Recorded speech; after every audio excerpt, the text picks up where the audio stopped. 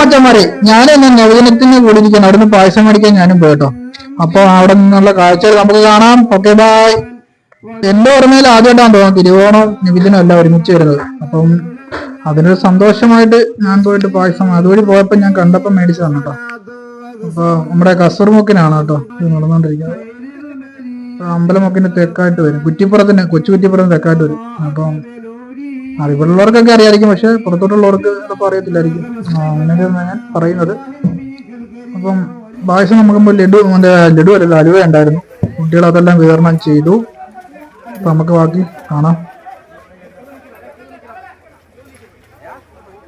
ഇതിലൊക്കെ നമ്മുടെ അടുത്ത് ബിരിയാണി കൊടുത്തു, വട്ടറം വിഭാഗങ്ങളിലൊക്കെ ബിരിയാണി നെയ്ച്ചോറ് കൊടുത്തു കേട്ടോ. നെയ്ച്ചോറ് എല്ലായിടത്തും കൊടുത്തു. നമ്മളത് മേടിക്കാൻ പോകാൻ പറ്റില്ല, കാരണം എന്താ തിരുവോണം ആയതുകൊണ്ട് നമ്മുടെ വീട്ടിലോട്ടൊന്നും ഇറച്ചി കയറ്റി പറ്റില്ലല്ലോ, നമ്മൾ കഴിക്കത്തുമില്ല. അതുകൊണ്ട് ഇന്ന് നമ്മൾ പായസം ഇവിടെ മേടിച്ചു കഴിച്ചു. അപ്പൊ ഇന്നത്തെ വീഡിയോ ഇതൊക്കെ ഉള്ളൂ. അപ്പൊ എല്ലാവരും നമ്മുടെ വീഡിയോ ഒക്കെ കണ്ട് സബ്സ്ക്രൈബ് ചെയ്യുക. Okay, tata bye, see U.